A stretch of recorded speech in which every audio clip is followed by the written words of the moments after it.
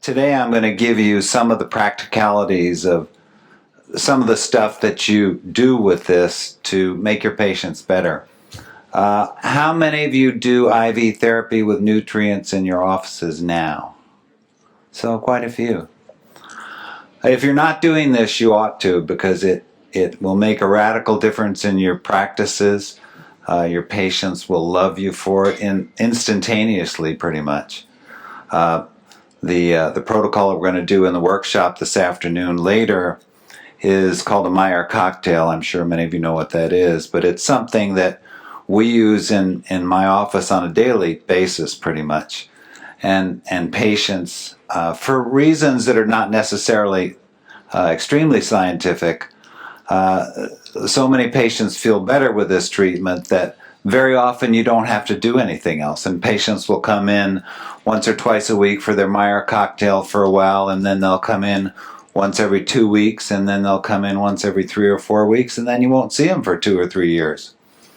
But anyway, that's a protocol that was developed by John Meyer in Baltimore, and Alan Gaby took John's practice over and started using this treatment and noticed that his patients were doing wonderfully, and so he continued to do it.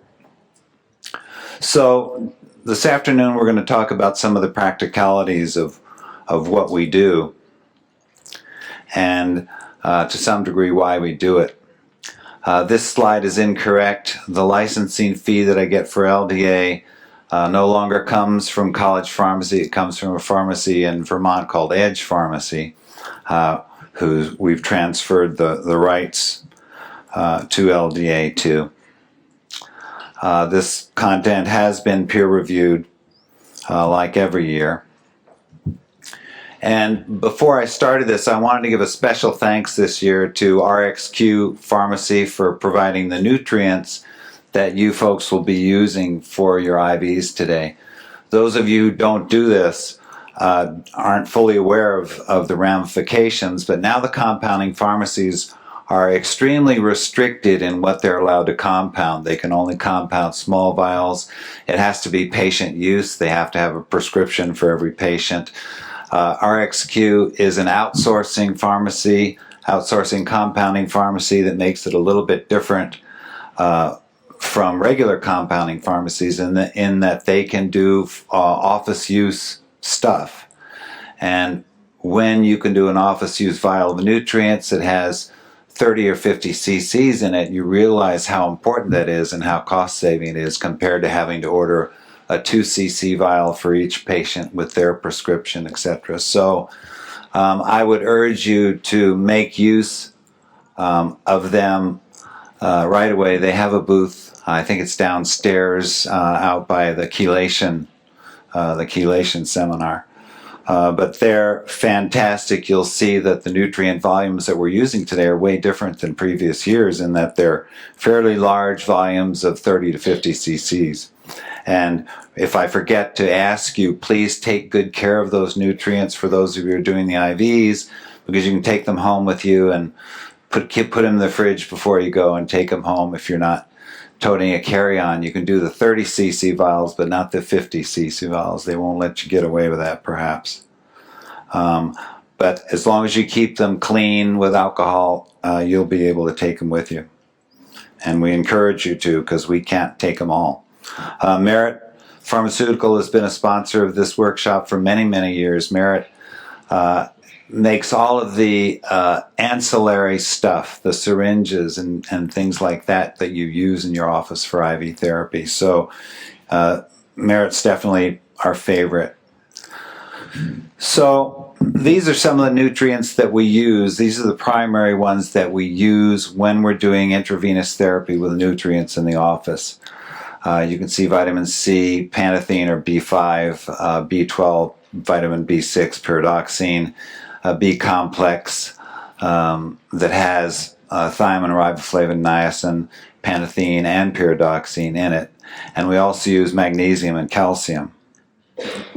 The nutrients that we don't use are generally the water-soluble vitamins, D, E, A, and K. The reason that we don't use those is I used pretty much all the available forms in early years of doing this, and these nutrients are very apt to cause more reactions than any of the other nutrients that we use. Trace minerals are not to be given intravenously by IV push because they cause cardiac irregularities, and they can be dangerous or even fatal, so especially zinc.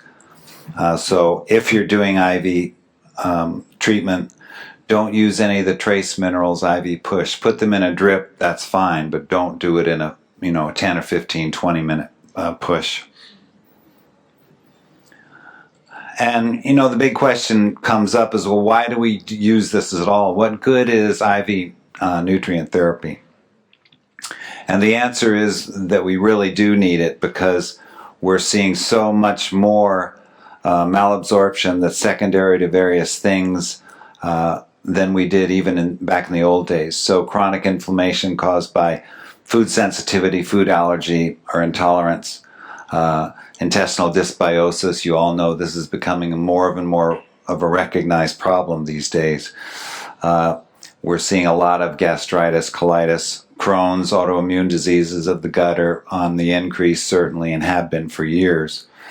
And of course, the use of NSAIDs especially causes all sorts of gut problems, and with that causes a decreased ability to absorb nutrients. So most of the patients that you're going to see, and probably a lot of you yourselves, and I'm probably me, myself, are nutritionally deficient because we just don't get the nutrients that we need from our foods.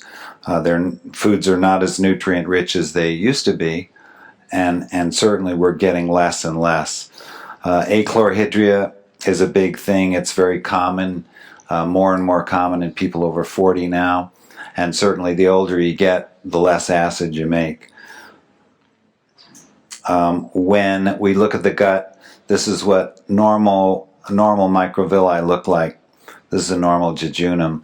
It's like little fingers all over your intestinal tract, the absorptive area that feel, if you've been in surgery, feel like velvet or velour because of all these little fingers. But when there's chronic inflammation, it looks much more like this, so that the absorptive area, instead of being the size of a tennis court, is the size of a ping pong table, for example. So with all of these conditions I just mentioned, certainly absorption goes down because of this flattening of the microvilli.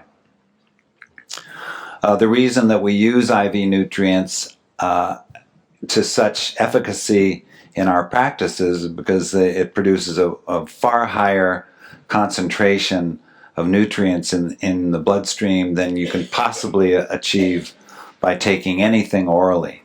And that's because it bypasses the gastrointestinal tract and first pass hepatic detox. So it gets the cells intact as the pure nutrient, and of course at vastly increased doses than you could ever achieve if you give it orally.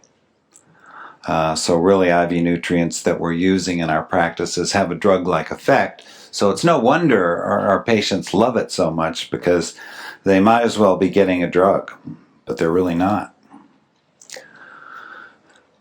Some of the contraindications to nutrients are listed here. Allergy to a nutrient is impossible. It's not physiologically possible if a patient is delivered a pure nutrient intravenously. This doesn't include preservatives, certainly, but any preservative-free nutrients, it's really impossible to be allergic to them. And when I used to say that to audiences, I used to always get a comment, well, what about thiamine? Thiamine has caused these horrible reactions and even killed people in the past, caused anaphylaxis. And at first I really didn't know what to say to that, but once I read about it a little bit, the thiamine that they were using back in the old days that we saw those reactions to were massive doses of thiamine, 100 or more times what we use nowadays. Whenever you're using IV treatment in your office, I would encourage you not to use the the separate nutrients. Don't use thiamine separately, don't use niacin separately, because those two things in particular can cause more significant reactions, but instead use the concentrations that you'll find in B complex that you order from a compounding pharmacy. Those concentrations are safe, and we have a long track record with those being non-problematic. Certainly, fragile red cells can be a problem, and we see this with thalassemia major. I saw a lot of that in Hawaii when I practiced there in the Filipino population, and thalassemia minor. Sickle cell anemia, certainly if you see an African American population, and the same with G6PD. Basically, those are things that if present and you're giving large doses of vitamin C, for example, especially G6PD, can cause lysis of the cell and hemolysis. So those are things that you ought to be aware of. In reality, doing my practice for many years, I've never really seen any of these interfere. And in fact, one of my first ladies that we did massive doses of vitamin C with was an African American, and she did just fine, and I didn't even check her for sickle cell. Some of the adverse reactions that I need to mention is, of course, anaphylaxis. If you're doing IV therapy, or pretty much any therapy in your offices, any allergy therapy, as you know, for those of you who do that, you should be equipped to treat anaphylaxis. I've never seen anything close to anaphylaxis except from preservatives in nutrients, and Bill Ray and I both have seen this. But other than from preservatives, anaphylaxis from nutrients should be something you'll never see. One thing that we have seen that I've had reported from other offices is certainly sepsis. If you don't put your nutrients in the refrigerator, you leave them out, they get contaminated. Theoretically, bacteria and in reality, bacteria can grow in the solutions if they're left out in room temperature. And these can certainly cause sepsis. And the reported signs from other physicians that I've seen with sepsis are what you would expect: chills during the IV, and it's from contamination that didn't come from the company, but that basically came from mishandling the nutrients. Something that is not unbelievably uncommon are vasovagal reactions, especially if you're using a couple of the protocols that I'm going to talk to you about today with high doses of magnesium. With magnesium, because magnesium is a vasodilator, it lowers blood pressure quite rapidly. So if you give a significant dose, a gram or two quickly, you can drop the blood pressure out of a patient's blood pressure. You can drop the bottom out of a patient's blood pressure, and certainly they can sort of slide down the chair and faint, and you don't want to see that. So that's the only thing that you may see if you're not extremely careful. When I first started, I saw it a few times, and then once I got used to handling these things, I really have never seen it again.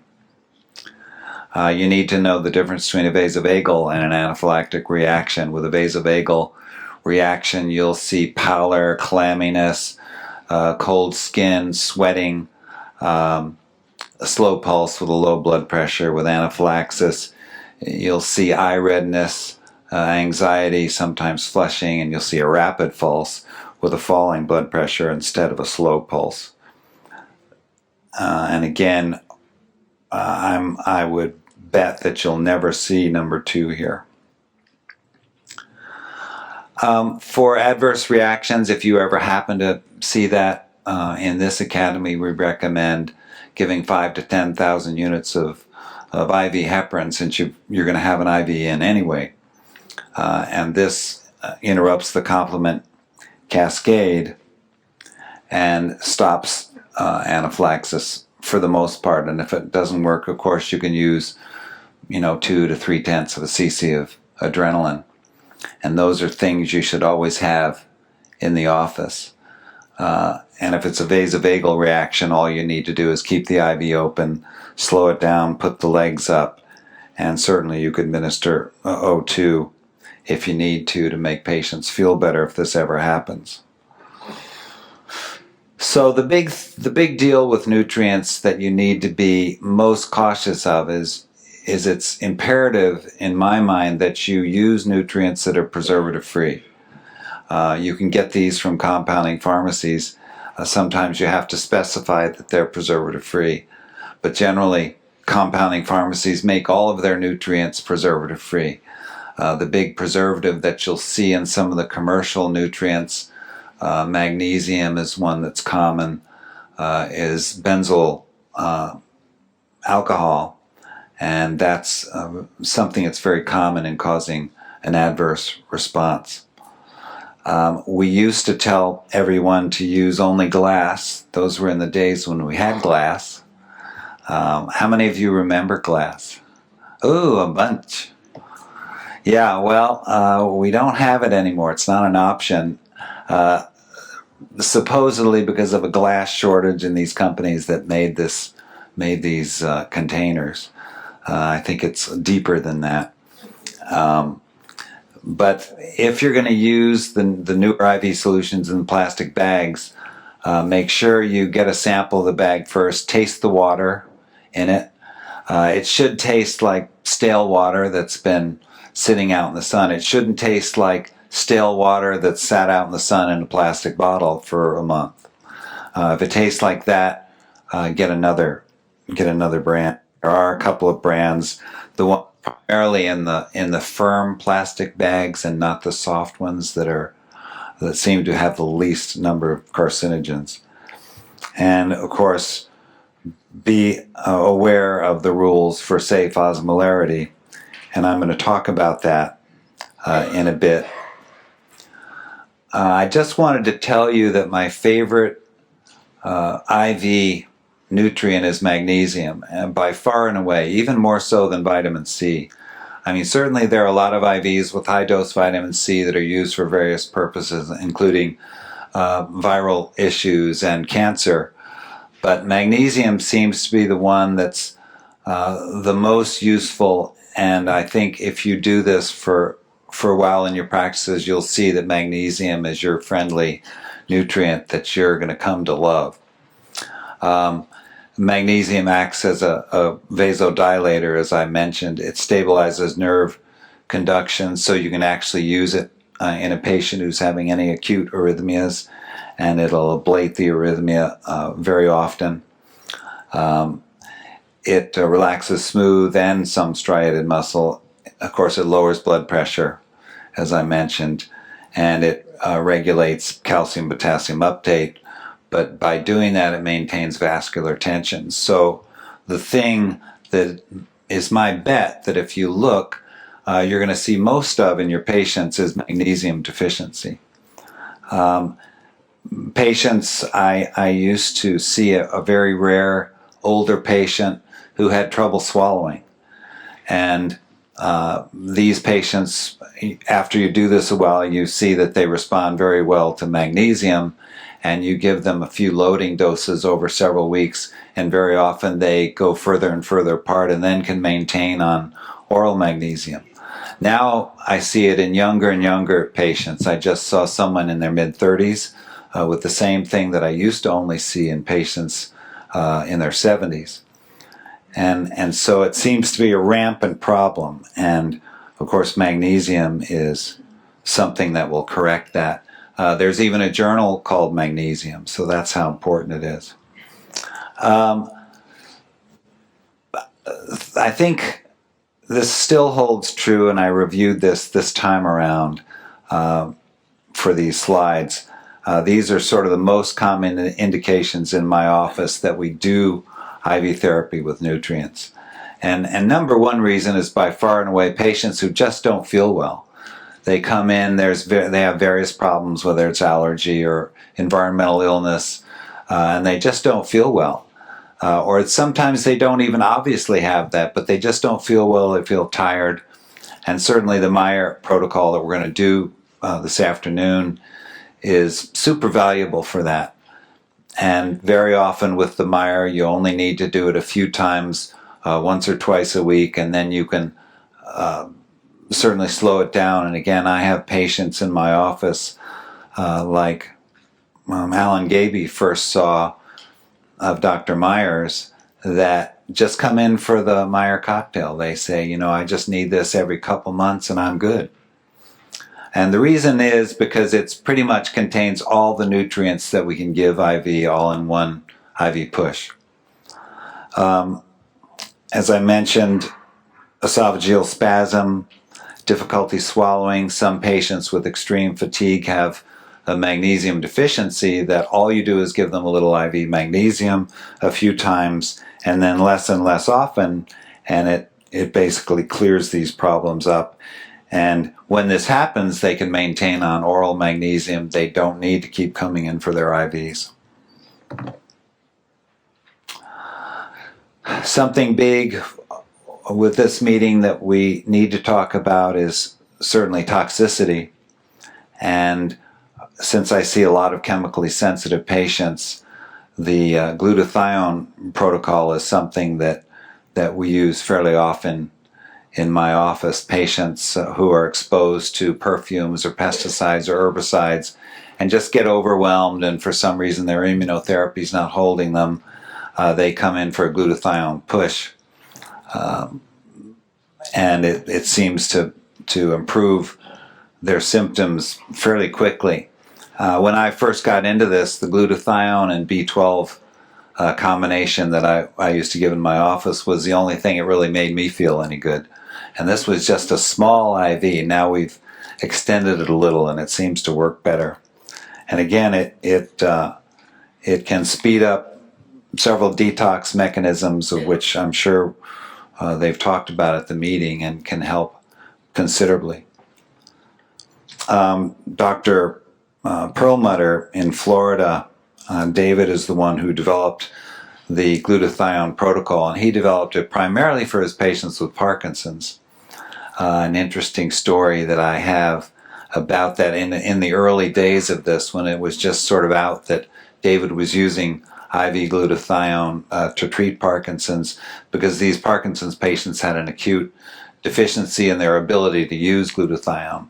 And he found out that if you give IV glutathione 2 or 3 times a week, and unfortunately it has to be continued at that frequency generally for these patients, would dramatically help their Parkinson's symptoms. So my very first patient with Parkinson's came in, and I examined him. Nothing drastic showed up in his physical exam, and gave him the whole protocol, which at that point was 1,400 milligrams of glutathione with B12 and magnesium. The patient went home and almost died. He had such severe seizures, horrible problems, that I had to call the ER doc and tell him what had happened. And obviously in retrospect, this gentleman's mouth was loaded with amalgam fillings, loaded, maybe more than I've ever seen. And I would imagine we released a whole bunch of mercury in his body when I gave him this IV, and he became acutely toxic. So needless to say, he never came back. I don't know why, but no, it was sad.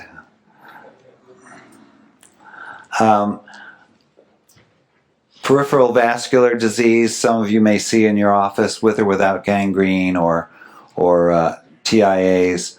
I've treated a couple of patients, a couple of them long distance, giving advice to some other doctors with gangrene, using the Myers cocktail, and certainly it immediately fixed their gangrene, or at least within 6 or 7 weeks they were dramatically better. There's 2 patients now that this has happened with, and they went on not to lose their toes. So that can be dramatically helpful. I'm sure it's because a mixture of the nutrients in it, but especially because of the magnesium. Again, magnesium's a vasodilator, and certainly gets the blood to these compromised digits and so forth. If you're treating them chronically, certainly chelation is the way to go. How many of you are doing chelation currently? Good. As I mentioned, Parkinson's, multiple sclerosis, not so good as far as its response, but certainly the glutathione and super immunoprotocol, and I think those are the two primary ones that we use still for Parkinson's. These protocols are all in the syllabus. At the very end, there's a page that has most of the IVs that I use in my office. So it gives you the amount of cc's of everything to use, and whether it's a push or an infusion. I have to say there's an error in that chart in transposing it over many years and many times and changing things up. In the IV pushes, you see on the left of that chart, there's no bicarb in any of the IV pushes. Somehow it got there and was even included in the totals. So, sorry? I don't have my syllabus, but it's near the very end. It's at the very end of my lectures. There's an osmolarity calculation sheet and a protocol sheet where some of them are listed across the page. And so you're saying that in the IV protocols you shouldn't have sodium? Should not have bicarb. And the reason for that is fairly practical, because if you add bicarb to an IV push, especially if it has vitamin C in it, it will foam out of your syringe uncontrollably. So once you've done it a couple times, you won't do it again. I thought there was a certain way I could put the nutrients in and stop it from happening, but it never worked out. So although it's a good idea, it's practically not possible. The acute viral illness protocol is in that same table. It's basically very high dose vitamin C. With vitamin C, when you're giving a high dose, you really, especially if it's an African American patient, you shouldn't give more than 20 grams IV unless you've previously done a G6PD test, because these patients have hemolysis as a possibility if you give them vitamin C, high dose vitamin C. And it needs to be 20 grams or more. If you give them less than that, probably nothing is going to happen. I've never seen it. Sorry?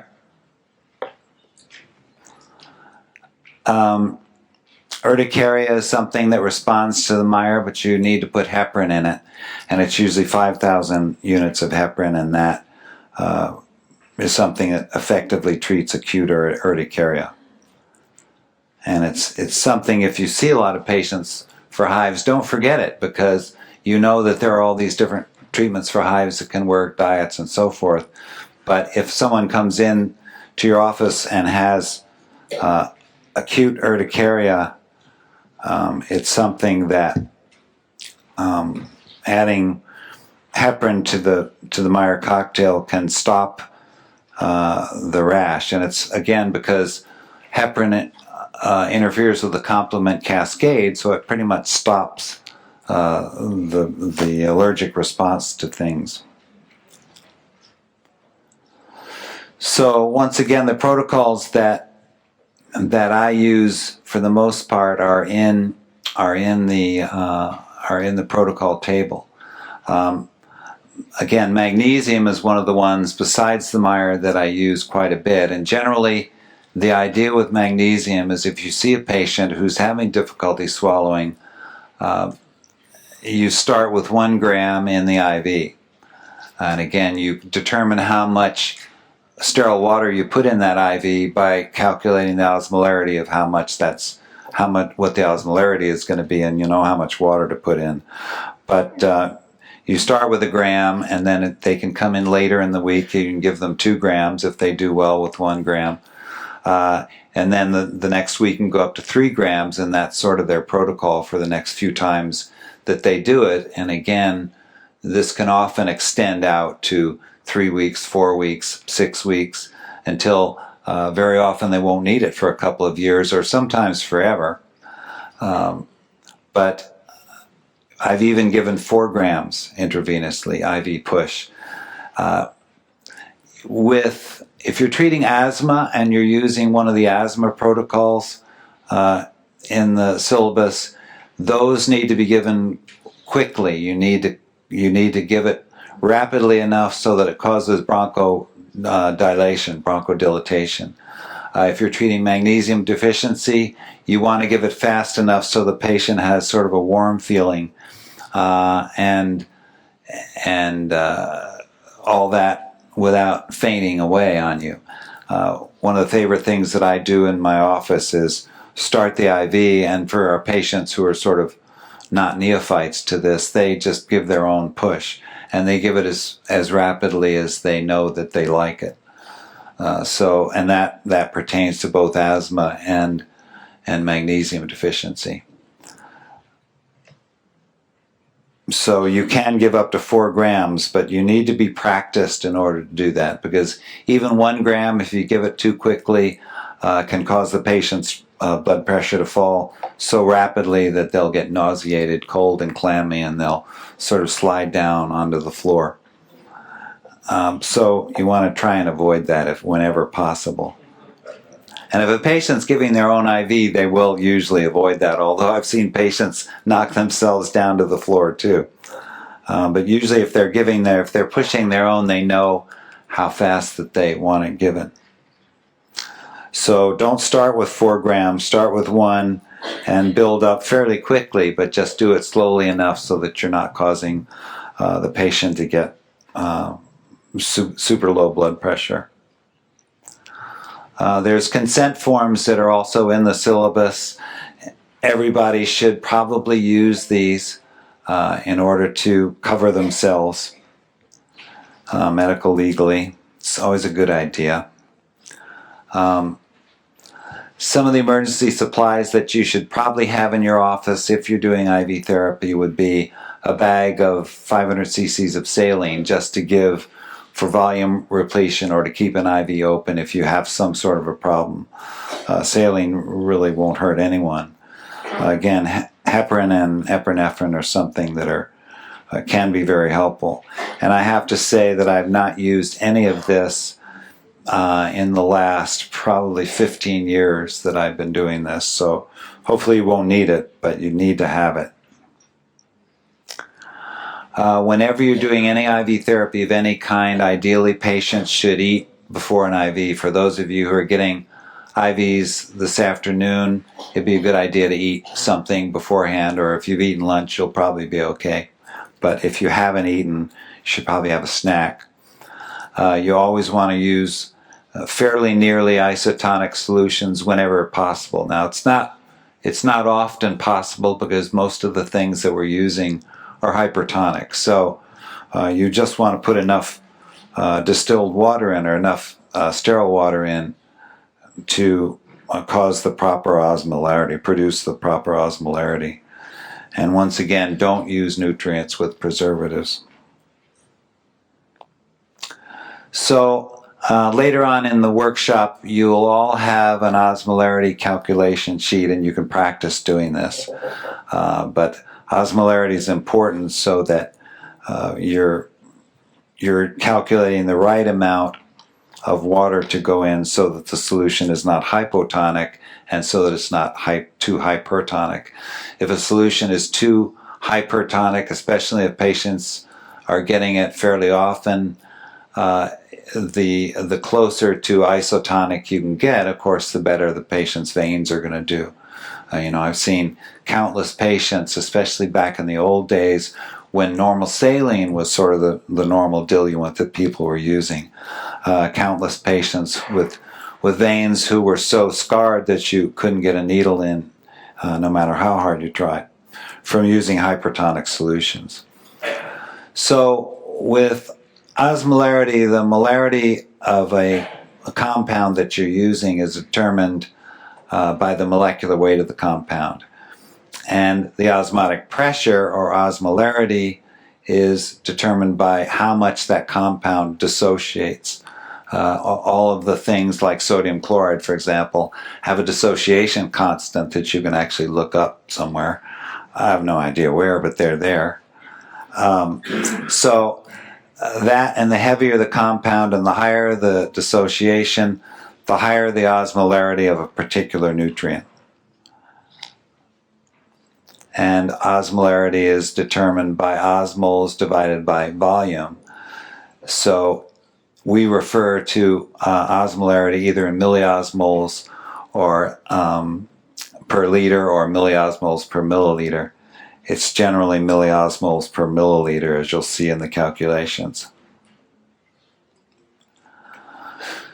So plasma osmolarity we know averages from about 0.28 to about 0.31 milliosmoles per milliliter, or 280 to 310 milliosmoles per liter. Once again, most of the IVs you're going to be using are slightly to moderately hypertonic. And again, if you give an IV that's hypotonic, you can cause red cell lysis in conditions where there's previously existing red cell fragility. This table is something that I've discovered over many, many years of using IV treatment for patients. So, you don't need to commit this to memory, but have this as a reference. If you're giving an IV push in a large vein, the upper limits of osmolarity are about 1.4 milliosmoles per milliliter.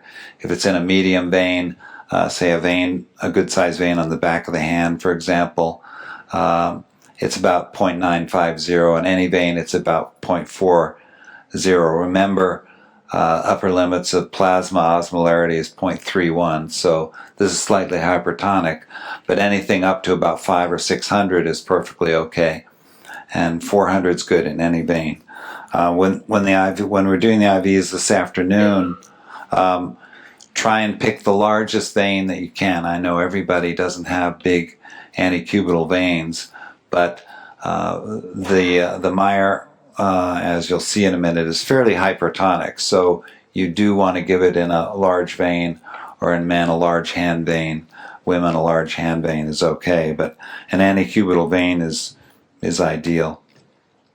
So with an infusion, the numbers are a little bit lower except for the any vein number, but at large vein, the osmolarity is a little bit lower than it is in a push, because if you're doing an infusion, it's infusing into the vein for a longer period of time, so it's going to cause more irritation. So hence the numbers that I've come up with over many years that seem to work pretty well.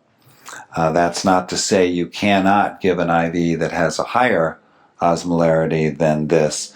But if you do, you probably shouldn't get in the habit of doing it very often in the same patient. Compounding pharmacies will give you the osmolarity of all their nutrients, sometimes without asking, but you can always ask. Again, it's safer to give the higher osmolarity on the higher end than it is on the lower end. So the calculation that we use, and that you'll be using when and if you want to calculate the osmolarity of the IVs that we're doing today, is basically the total milliosmoles of all the additives you're putting in there divided by 0.310, which is the upper limit of osmolarity of plasma, minus the total cc's of the additives, gives you the cc's of water you're going to add to that IV to make it have an osmolarity of 0.310.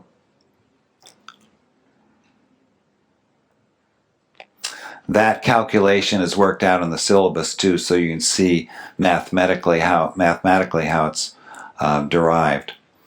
So when you're doing an IV, when you say you want to mix up your own IV, you've created this wonderful IV that you want to try on unsuspecting volunteers. All you need to do is multiply the osmolarity of each nutrient in your solution by the number of cc's that you're putting in your IV, and get a total of that to give you the total milliosmoles that are going to go in that IV. So here's an example. So the protocol that we're doing today, the Meyer, basically it's going to be a cc of B6, 2 cc's of calcium gluconate, and so on down the list. Yeah,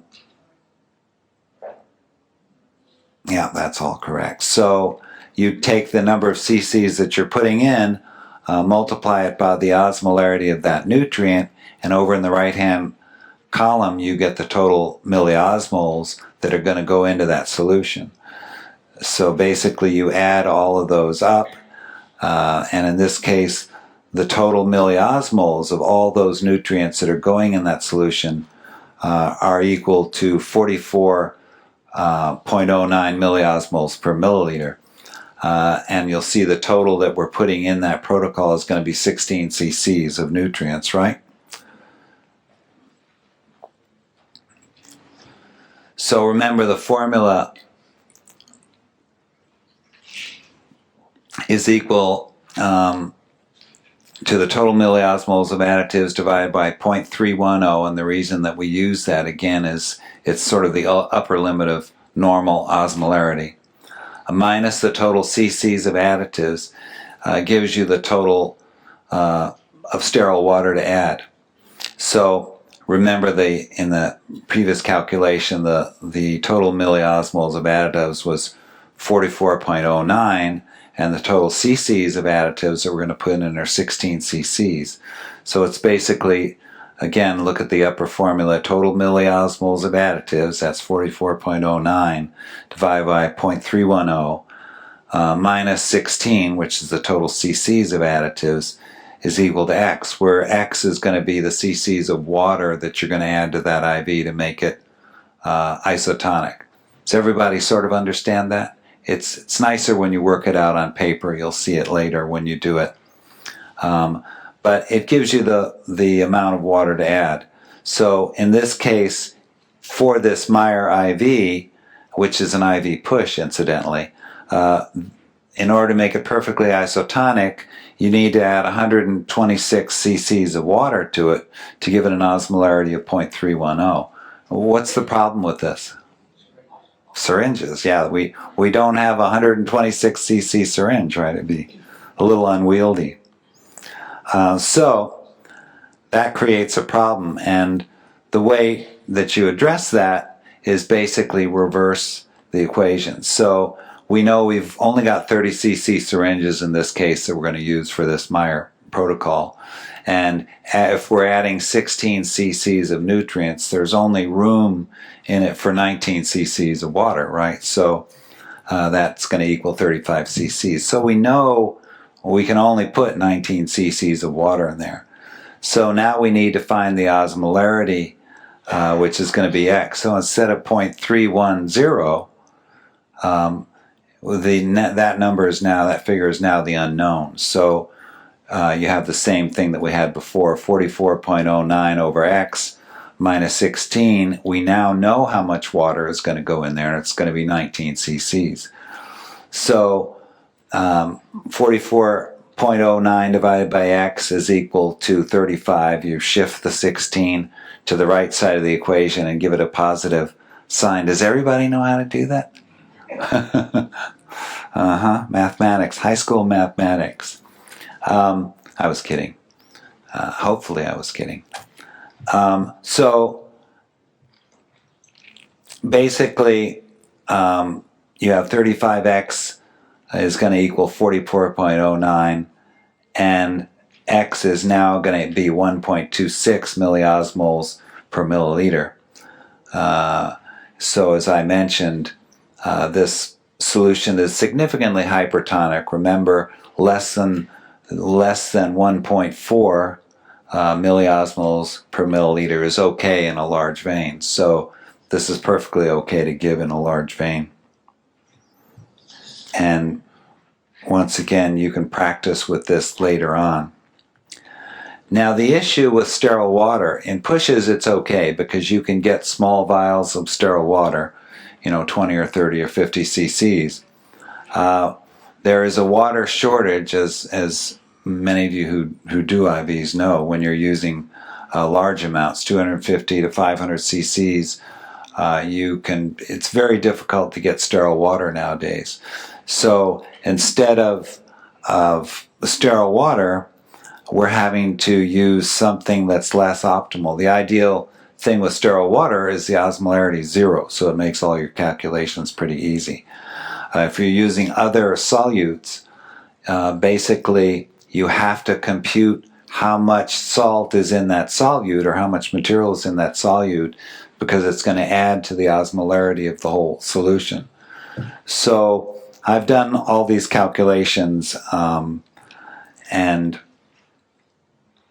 before I get on to that, remember, if you come up with a low osmolarity, if you calculate the osmolarity of an IV you want to give, and it comes out to be less than the minimum, less than 0.28 milliosmoles per milliliter, you can add either vitamin C or magnesium to raise the osmolarity a bit. And the reason I pick those is because they're both quite hyperosmolar, so those are the easiest things to add to the IV to make it come up above 0.31. And here's an example with a chelation IV. If you're using sterile water in a chelation IV, and the Chelation Protocol I think is in the syllabus, I never know which time I'm going to put it in, but it should be there. But it's a standard sort of AAEM chelation or ISIM chelation. And if you use sterile water, the osmolarity is 313. So remember, you're looking for a perfect isotonic solution of 310, so it's very close. If you use half normal saline, it raises the osmolarity up to 465 if you use the standard amount of vitamin C. Now at AAEM that I'm teaching that if you can't get sterile water, which often we can't, that we're now recommending to use less vitamin C than we did with the standard chelation protocol. So if you use 2 grams instead of 7 grams of vitamin C, it reduces the osmolarity to 3.69, which is, or 0.369, sorry, which is reasonable. If you're using D5W, it's 568 with 7 grams. Ringer's lactate, it's 569, and you see that if you use normal saline, it's the highest of all of the solutes that are available. So it pretty much doubles the osmolarity had you use sterile water. So from sterile water to normal saline, again, it's about twice as much. So you can just always figure that. If any IV, whether you're using a push, a drip, if you use normal saline, you're going to double the osmolarity that you would calculate if you're using just plain sterile water. I have this osmolarity calculation all done for you. It's in a table. All you have to do is put in the values of the things that you want to add. I'll be happy to send that to anybody who wants it. It's free. My email address is somewhere in the syllabus there. It's wschradermd@aol.com. And I'll be happy to send you that. Well, it's what we use in my office because you don't want to have to go through this calculation every time. It's nice to know how to do it, but it's easier to use in an Excel spreadsheet. So remember again, the safe osmolarity limits are what I had mentioned before. So in a large vein, it's 1.4 milliosmoles per milliliter is about the highest that you want to give. If it's any vein, it's 0.40. And if you're doing a drip or an infusion that lasts a longer duration, those numbers are slightly lower, except the any vein is still about the same that we found. So the book that I wrote about all this, that I update every year or 2 years, is available from D. I can tell you this because there really aren't any conflicting books that I have to mention.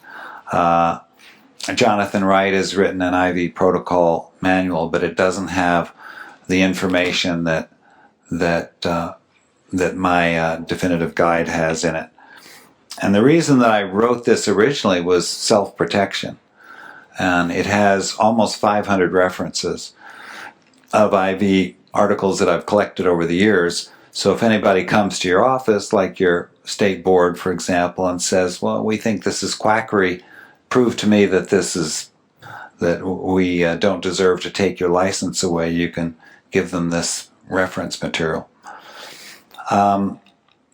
It also has a guide as to how you can compound your own nutrients if you're into doing that. I've done this for many, many years. My state is very liberal. They've never bothered me about it, and the board knows that I'm doing it.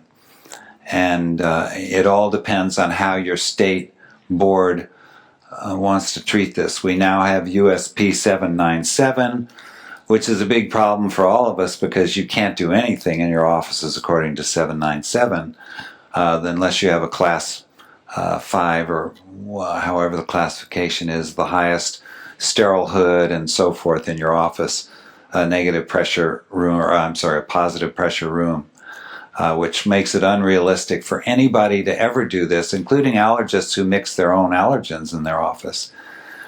Now, the issue with this is that USP 797 has not been in force in every state. You can look online and see where it is.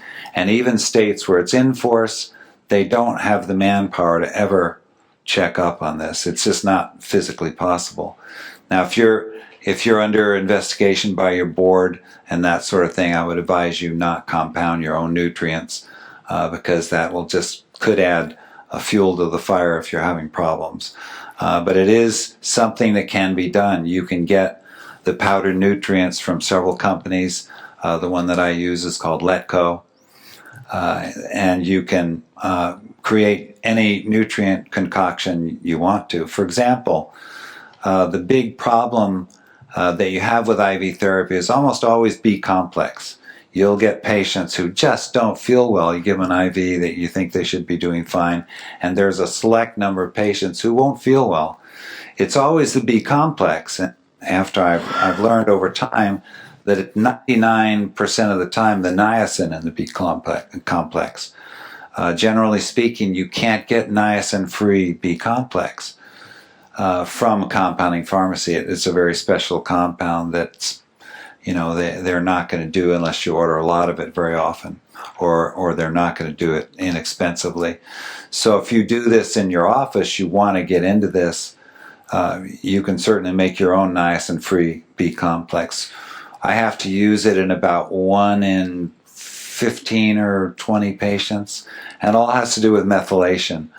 These patients have a methylation deficit that they don't deal with niacin well. So if you take the niacin out, they do fine. So once again, everybody doesn't really want to do this, nor do I necessarily advise you all to do it, depending on the way your board feels about things like this.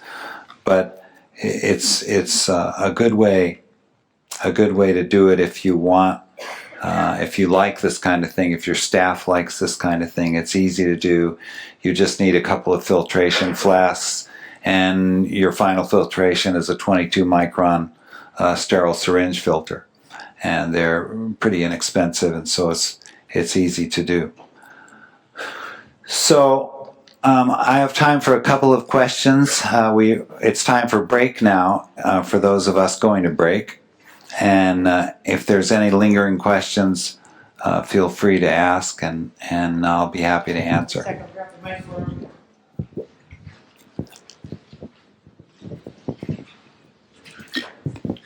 I'm on page 206, and it's where you calculate the osmolarity with the sterile water, Ringer's lactate, and normal saline. And I'm just a little confused on the units. Can you explain sterile water 313 versus a large vein of 1.40? What are the unit differences? I'm sorry, those are different units. Whenever you see a whole large number in the hundreds, those are milliosmoles per liter. The calculations that we generally do are milliosmoles per milliliter, and that we're going to do when we calculate our own osmolarities today. So the 1 point whatever is milliosmoles per milliliter, where the 100 or 313 is milliosmoles per liter. So one is 100 times larger than the other.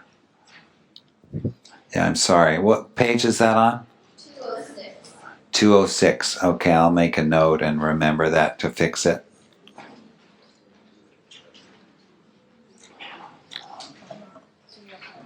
Question up here? Question back there. Yes. None of the recipes are in the book here for like because everybody does Meyer's differently. Is that what's in that book, or is that just references and reasons? No, that's they're in that book, but they're also here in the syllabus. You'll see in that last table the Meyer's, and it's pretty much the one we're using today. Everybody has slightly different recipes. They use a cc or two differently of. That's not a recipe. It's not in the it should be in that last table that's across the page. I don't have the manual, so I don't know what. Yes. So that's where the Meyer is, and that's what we're going to be doing today. Yeah. Okay. Yes, sir. Yeah, so I've been doing IVs for a while, and I've got a little bit of blowback or concerns about sources of vitamin C for our corn-sensitive patients, in the words of the vitamin C in the corn. That question always comes up. Thank you. Yeah. The reality is that I've used the vitamin C that was generally available in this country from Ireland, that's compounded in Ireland, one of the very few places in the world that now makes it. And I always thought for the years that I used it that it was corn-free. Well, it's not. It's corn-based.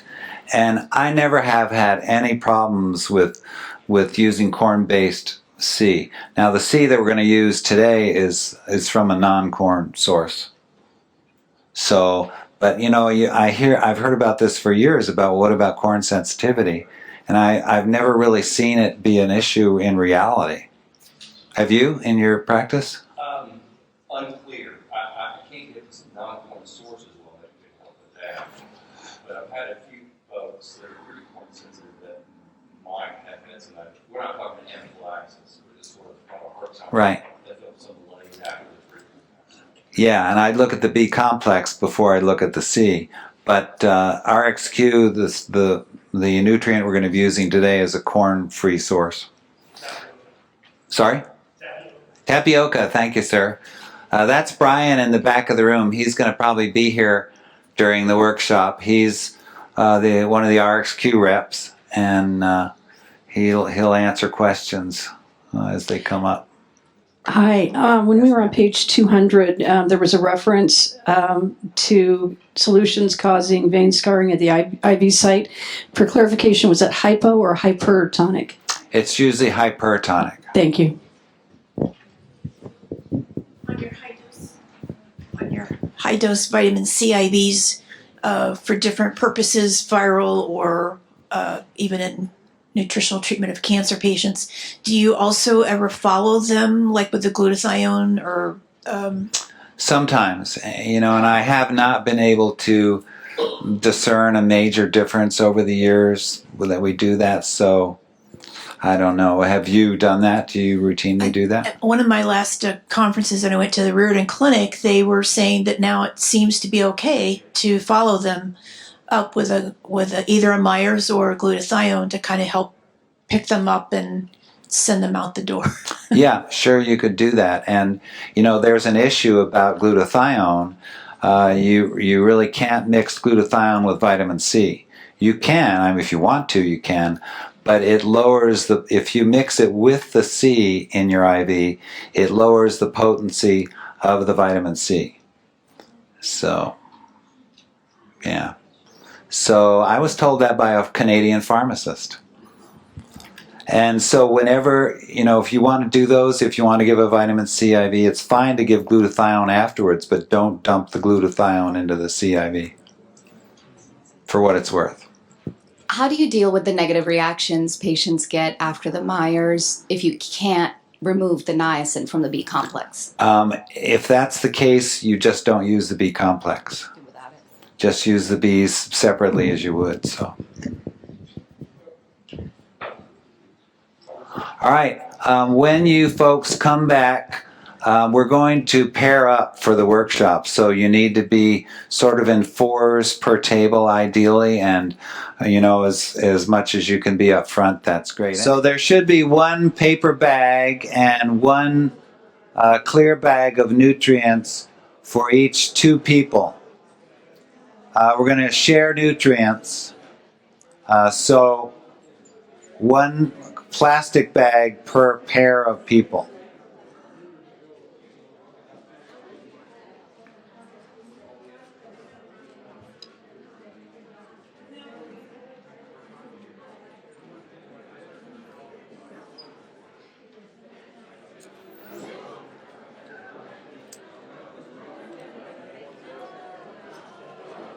Okay, I need to ask you folks for a little bit of your attention, or a lot of your attention.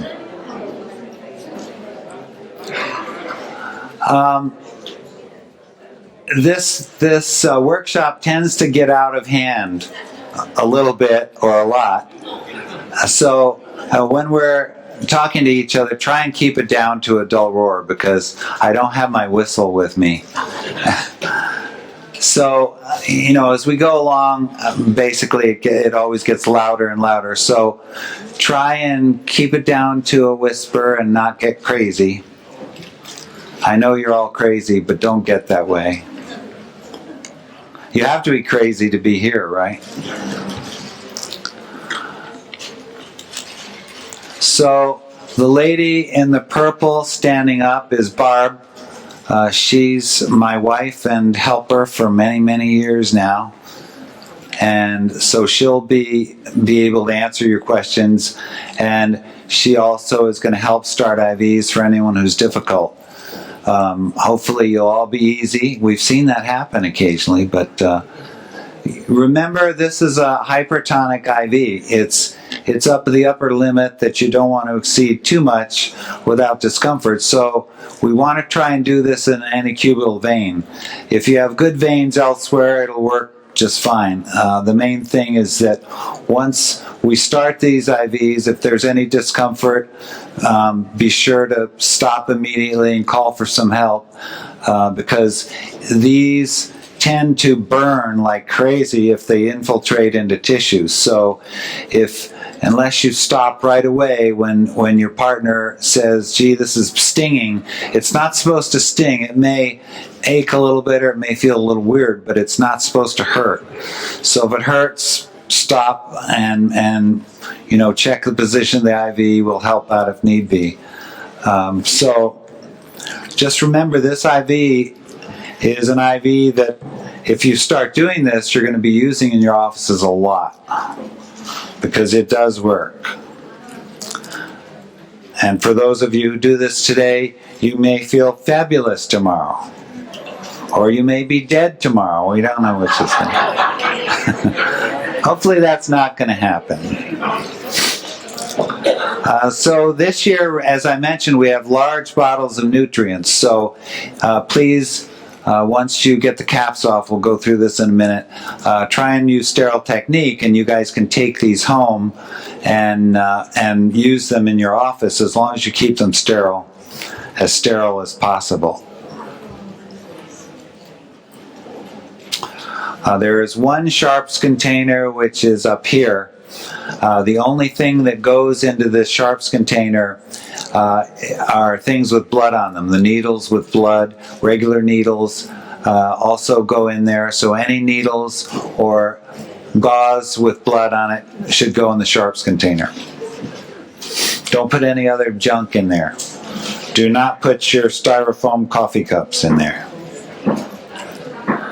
All right, so once again, this is the protocol we're going to be using today. It's the Meyer. And as I showed you before, this is what goes in it. Yeah, so thank you. So try and be quiet. I'm going to talk like this so nobody can hear me. Anyway, we're going to both draw these up sort of simultaneously, and then we're going to give them to one another one at a time.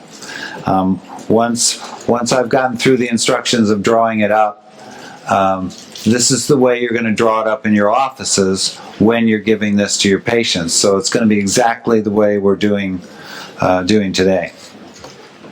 You're going to be sharing that little bag of nutrients, and at some point I have to ask Dee where the osmolarity calculation sheets are so you can practice calculating the osmolarity.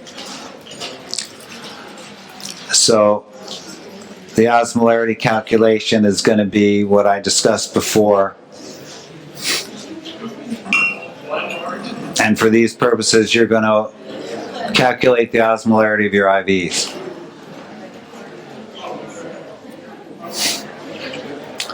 Remember, when you're giving this IV, when we get around to it, to give it slowly. It only has 1 gram of magnesium in it, but magnesium can cause a drop in blood pressure, and we don't want your partner fainting.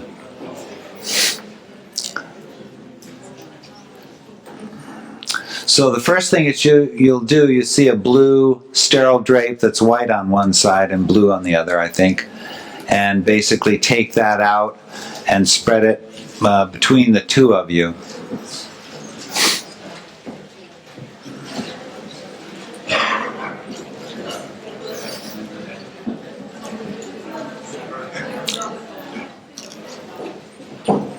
And one of the main reasons we do this is to not get any B complex or B12 on the tablecloths, because they don't like us if we do that.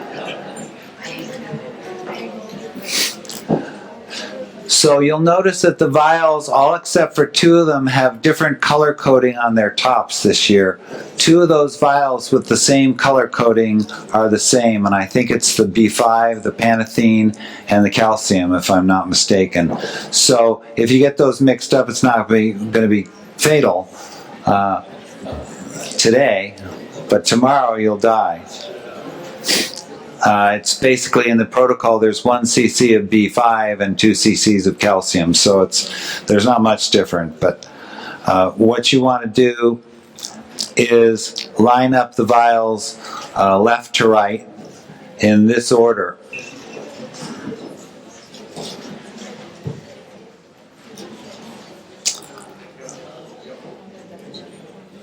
The tops this year are a little different than we've had in the past. For you ladies who are vain, don't break your fingernails. Even if you're not vain, don't break your fingernails. Opening the tops of these vials. Is everybody familiar with how these open? If anybody has a nail file, that'll work too.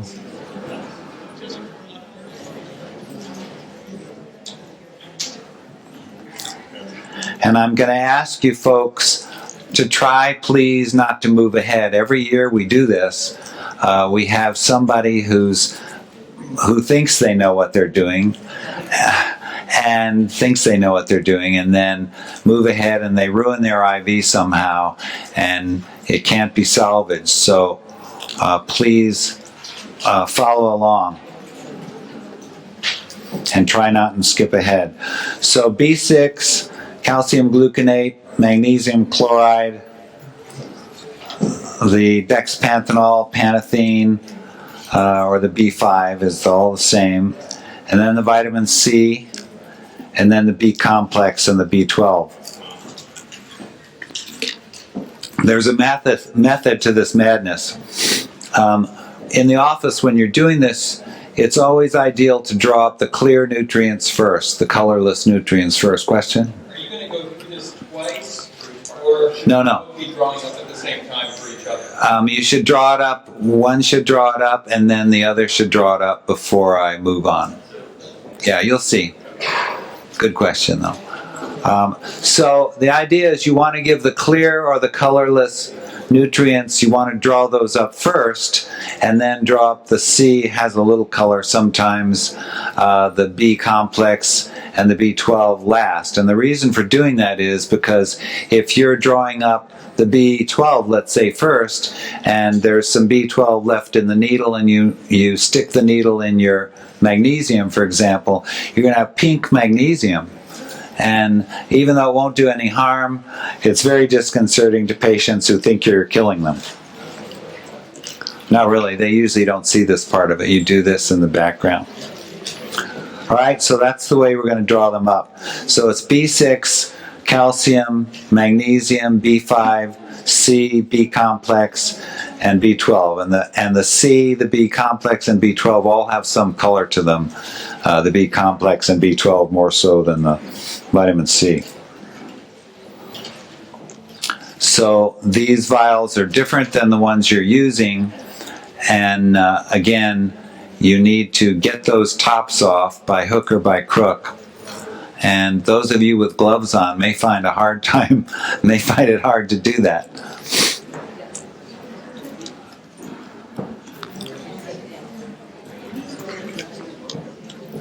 These vials are great. It gives you very high confidence that they're totally sterile when it has tops like this, right, Brian?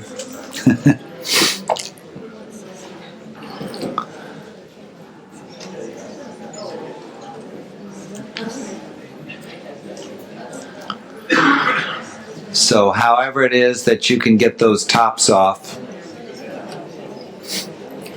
you take that center portion out. And remember, the calcium looks the same top-wise as the B5, so be sure you get them in the right order.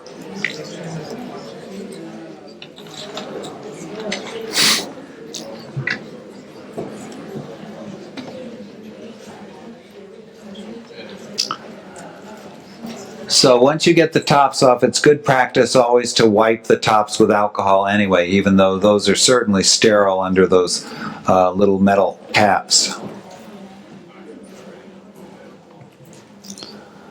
But especially today, since these are such large vials, and if you're thrifty, you can take those home with you and use the rest of them.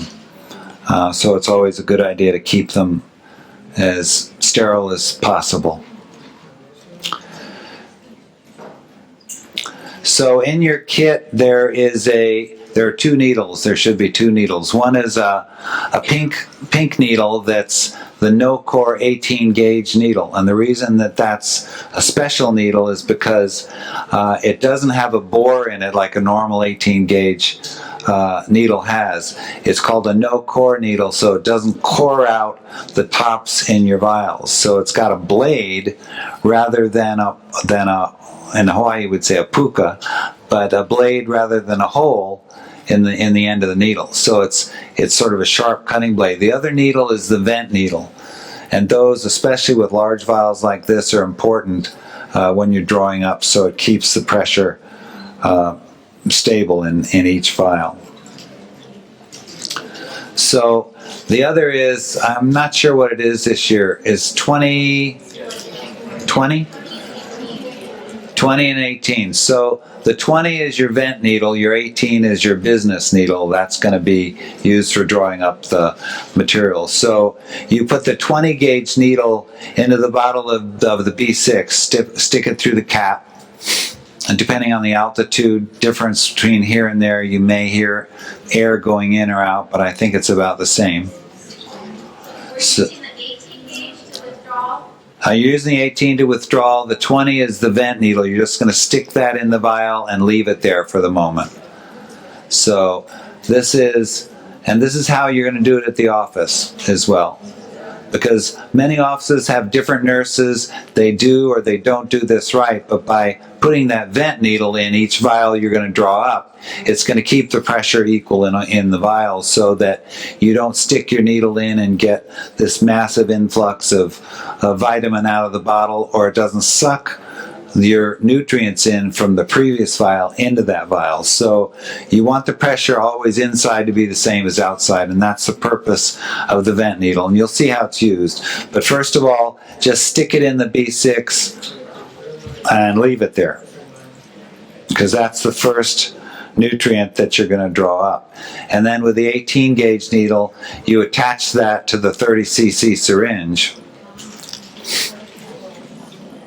And everybody should have one syringe and one needle anyway.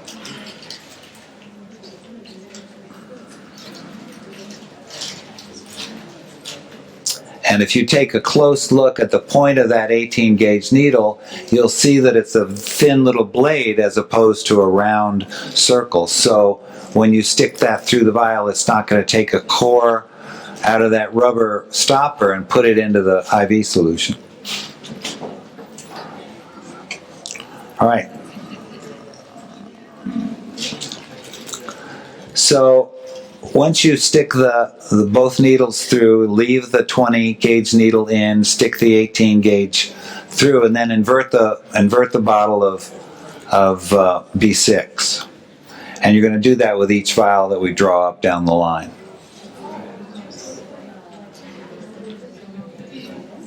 Yeah, you have to take the needle cap off the needle, of course, and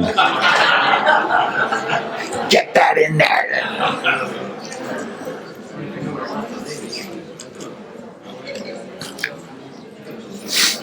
And once you put the needle into the vial, you're going to withdraw 1 cc of B6 into the syringe. 1 cc.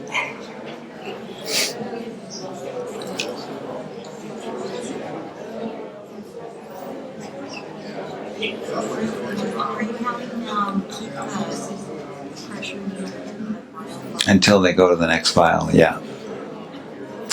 Yeah, so you leave the 20 gauge needle in there. You insert the 18 gauge needle, withdraw 1 cc, and generally air will go in that 20 gauge needle into the bottle. Right? It's called a vent needle. And again, it's to ensure the pressure always stays the same so that you don't have different nurses creating different problems. If you teach everybody how to do it this way, it'll always turn out right.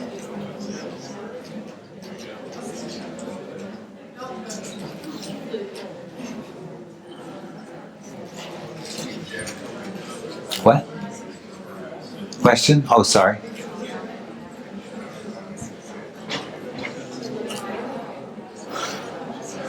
All right, so you drop 1 cc of B6 into the syringe to the 1 cc mark. And the reason that that I'm being a little bit anal about this is because you're going to be drawing up multiple nutrients. All of these nutrients are going to go into this same syringe. So you want to sort of keep track of the marks as you go so you know how much fluid you have totally as you go along. So once you've done that, you take the 20 gauge needle out of the vial and stick it into the next vial.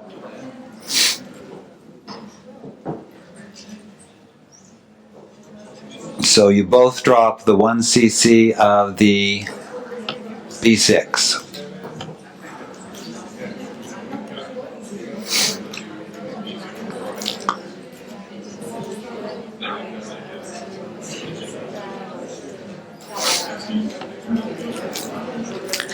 And yeah, this may sound stupid, but once you've drawn up the material and you're done with the vial, push it back out of the way. And the reason that you do something that sounds stupid like this is because in the office, if you're a nurse, you're drawing up this IV, the phone rings, you're going to want to know where you left off. So you push each vial back as you've used it. Get it out of your field of work. So the next vial is going to be the calcium gluconate. So remember, take that 20 gauge needle out of the vial of B6, stick it through the top of the calcium gluconate. And then you're going to insert the 18 gauge needle on the syringe into the vial of calcium gluconate, invert the vial, and withdraw 2 cc's of calcium gluconate. So with the 1 cc of B6 and the 2 cc's of calcium gluconate, you're going to withdraw so that the total volume in your syringe is now going to be 3 cc's. Right? 1 of one, 2 of the other.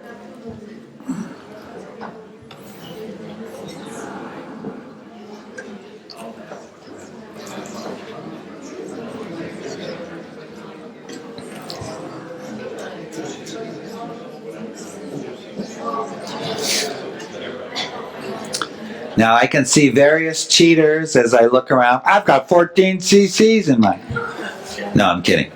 If you really know what you're doing, you can go ahead and move a little more rapidly, but I would suggest you try and stay with us. So once that's done, you take the needle out of that vial, the 20 gauge needle out of that vial, stick it through the top of the next vial. But right now you're both drawing up the calcium gluconate. And the next vial should be the magnesium chloride. There's a reason also that we use magnesium chloride as opposed to magnesium sulfate. Some of you may say, well, gee, I use magnesium sulfate and it's cheaper or whatever. The reason is if you have environmentally sensitive patients, chemically sensitive patients, or even if you don't, the mag sulfate is going to cause a headache in somebody soon. We used to do these workshops and have 30 or 40 or 50 people in them and use mag sulfate, and invariably 1 or 2 people would get a headache after the IV. So we don't want you to have a headache. So that's why I've always used magnesium chloride. All right, so the next nutrient is going to be the magnesium chloride. So you insert that 20 gauge needle into the vial of magnesium chloride.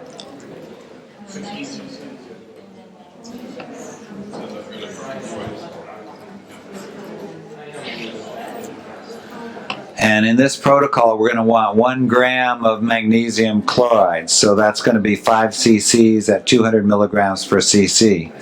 So you're going to withdraw 5 cc's of the mag chloride to the 8 cc mark of the syringe. Now, if you screw up and draw a little bit more or less of a nutrient in than you're supposed to, don't freak out because your partner won't die today.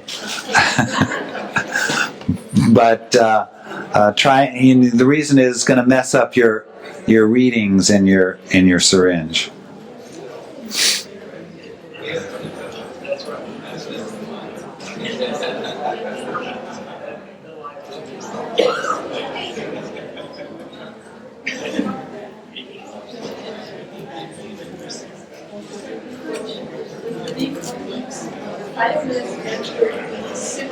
Are sulfate carriers, and that's what I have experienced as being trouble with. Say that again? Vitamin B1 and B6 are sulfate carriers, and that's the trouble for people that are from complex as well. Really? It's be like it too, but that's another Good point. Yeah, we're getting now into methylation and all these chemical reactions, so that's good to know. Same magnesium sulfate, yeah, that's That's what? 1 and 6 is similar to magnesium sulfate in there, that was reaction. Oh yeah, but I think in reality, in day-to-day action, we never really saw a problem with anything but the mag sulfate. I'm not sure why. Okay. Okay. All right. So is everybody where they should be?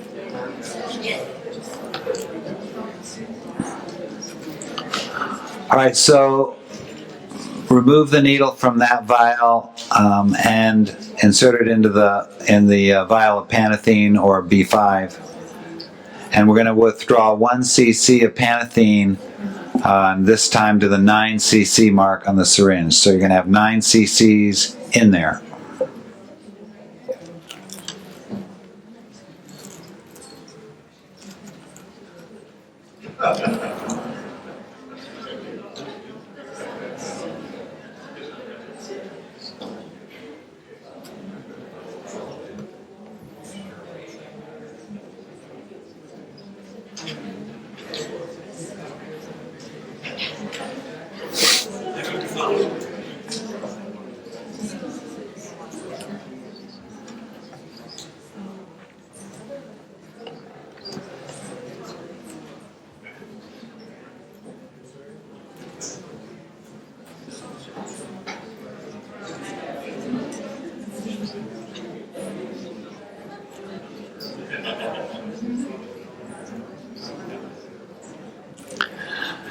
Now at this point you're done with the clear nutrients.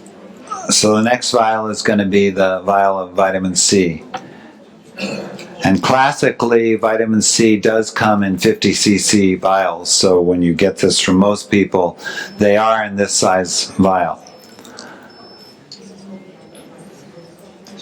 So you want to remove the needle from the vial you're using and put it into the top of the vitamin C. And then you're going to use 4 cc's of vitamin C to the 13 cc mark on the syringe. And you'll notice that it probably has some color to it.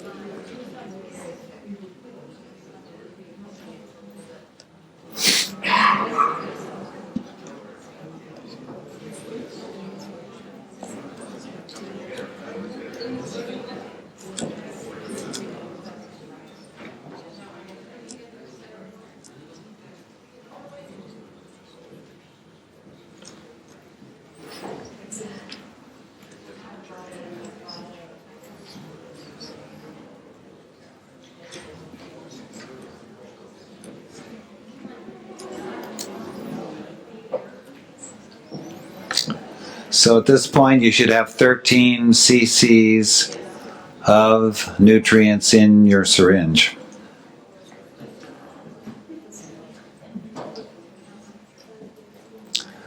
The next vial is going to be the B complex. So you're going to take the needle out of the vitamin C, the 20 gauge needle, and put it in the bottle of the B complex. And then you're going to take 1 cc of B complex to the 14 cc mark of the syringe. So you have 14 cc's in your syringe.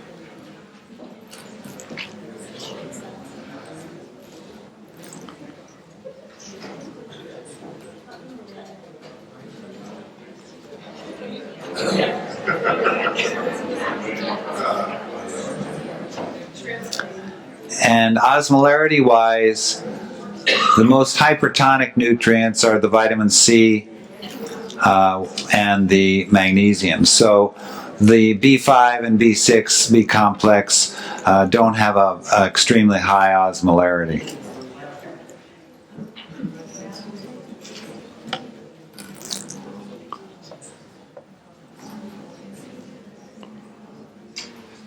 So now you're going to have 14 cc's of everything in your syringe.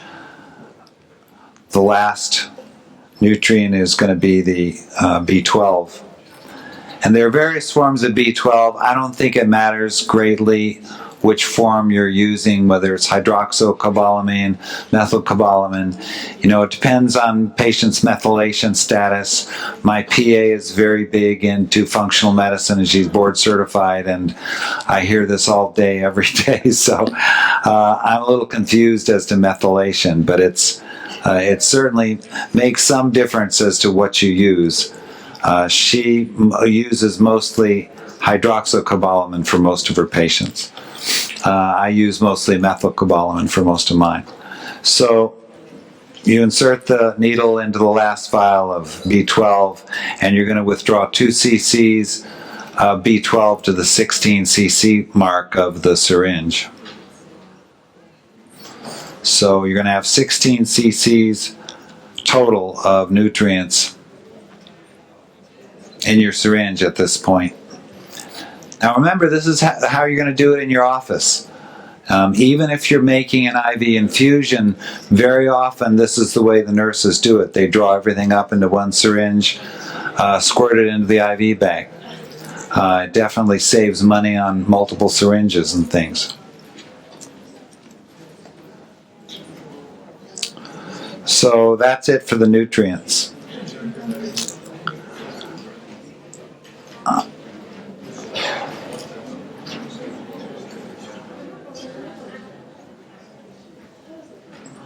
Now somehow, hang on, I'm going to skip a couple of slides for a second. Okay. I apologize, but I left a slide out somehow because the final step is going to be the sterile water. You've all got this bottle of sterile water that has 20 cc's in it, and you're going to use 19 cc's of that. So put the needle into that bottle of sterile water, the 20 gauge needle, sorry. And you're going to withdraw 19 cc's of that to the 35 cc mark on your syringe. So 16 cc's of your nutrients, 19 cc's of water. And as you draw it up, gently tilt the syringe back and forth to mix the water with the nutrients as you draw it. Makes it easier.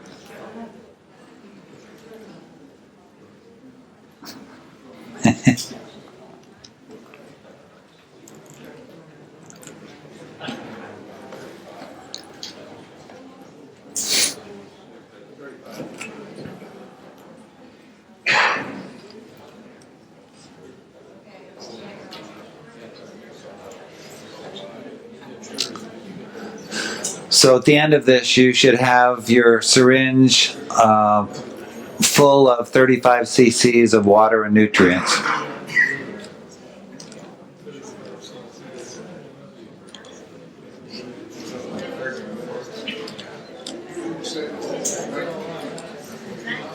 Yeah, 19 cc's of water.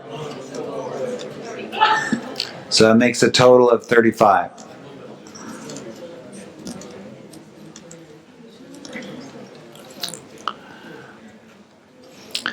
Now, before you move ahead, I want to just go over briefly the basics of starting an IV. First thing you do is put the tourniquet on.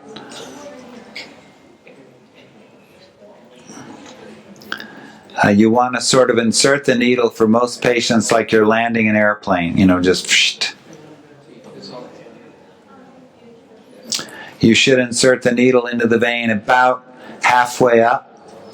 Once you get adept at this, you can put it in the vein and sort of guide it up the vein as far as you want.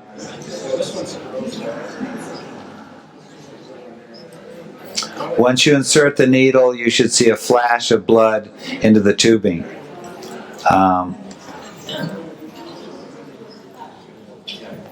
Yeah, these slides got really messed up, sorry.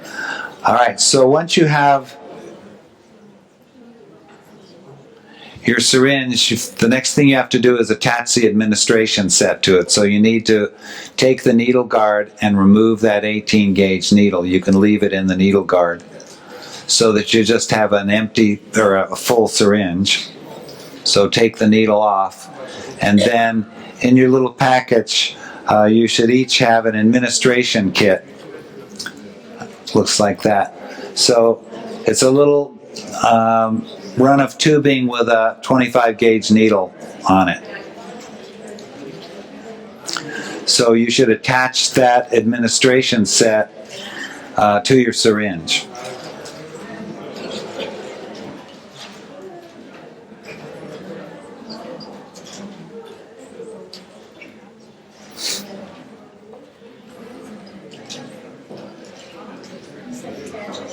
Yeah, attach it. You take the pink thing off. That's the cap. And once you've attached the administration set, the butterfly, to the syringe, at that point you want to flush the air out of the tubing of the butterfly so that all you have is fluid in your syringe and in your tubing. And you can let that little extra drip onto your drop cloth there.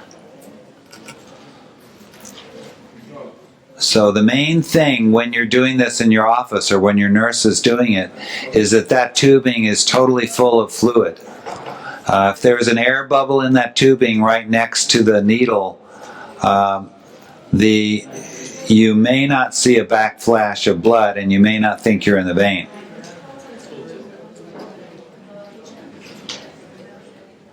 So be sure when you flush the tubing out, some drips out of the needle onto your cover cloth, onto your drape.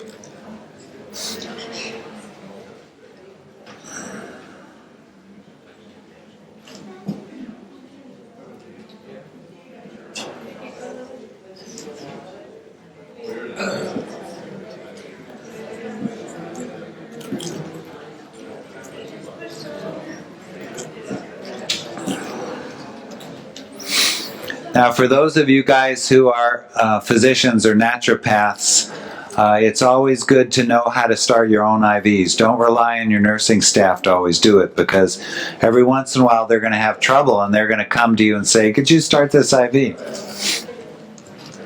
So it's always good to take turns with your nurses until you get good at this.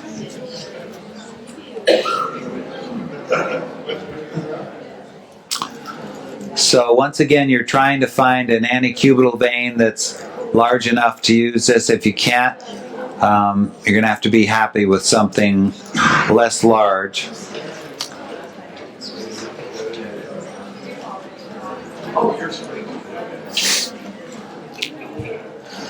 So just remember, once you start this IV, you want to inject a small amount of fluid into the needle. Make sure it's in the vein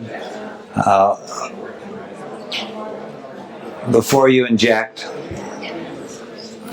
And when you first do this, you need to inject 1 to 2 cc's in carefully. Be sure it's not into the tissue.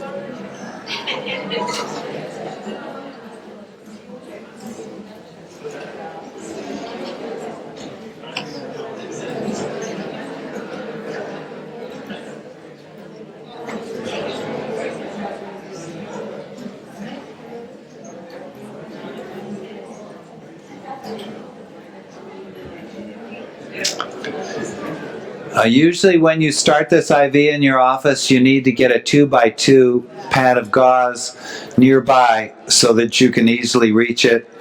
Generally, once the IV is done, you fold that into quarters, put it gently over the needle, remove the needle, and press. Sometimes if you blow an IV, it's good to have that gauze ready when you start every time.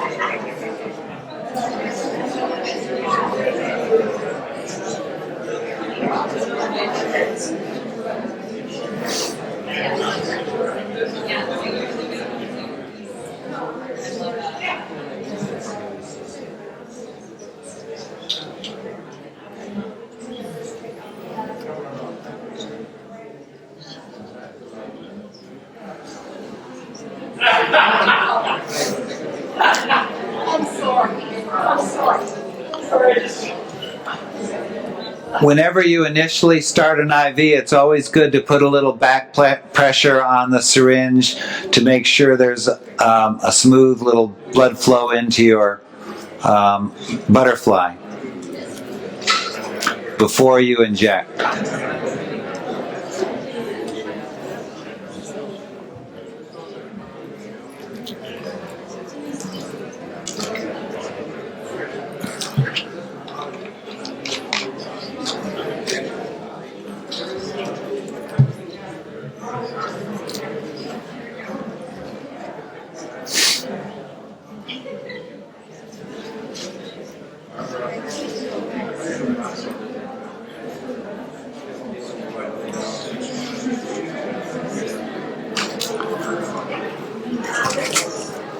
I'm gonna leave the podium now, so basically you can stop that at any point if you'd like. Thanks. Do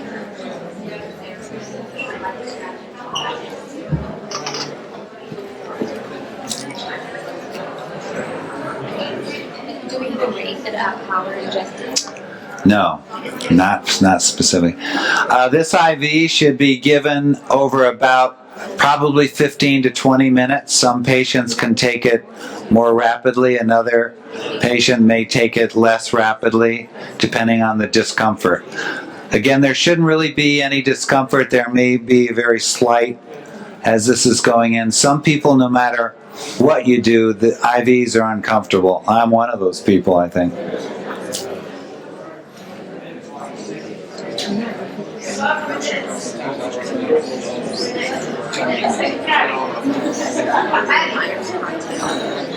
I don't know how to start an IV. You don't know how to start an IV? Well, we'll help you out then. Who are you going to start it in? This gentleman? No. I was just watching. So. Oh, okay. Do you have a? You don't have a partner? No, we're both the same color.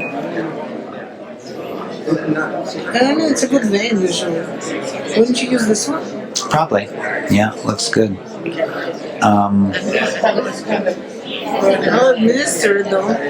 Yeah, you can do that certainly. How do you make a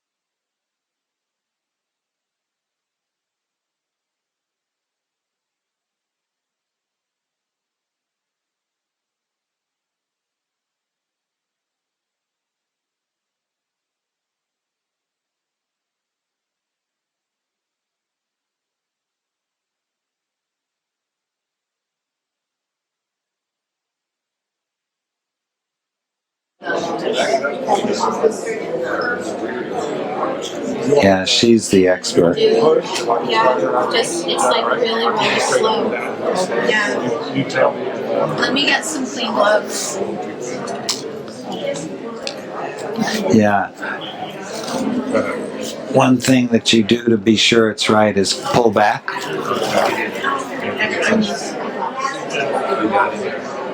Let me get some clean gloves. And you know, once, is it comfortable? Yeah, it's just burning a little bit, don't it? Burning a little bit? I want to get gloves though. Yeah, so. Okay, so you're pulling back to make sure you get the flash. Yeah, I always like to do that if I'm not sure how good of a stick it is, especially. It looks like it's right. Yeah, looks like it's right.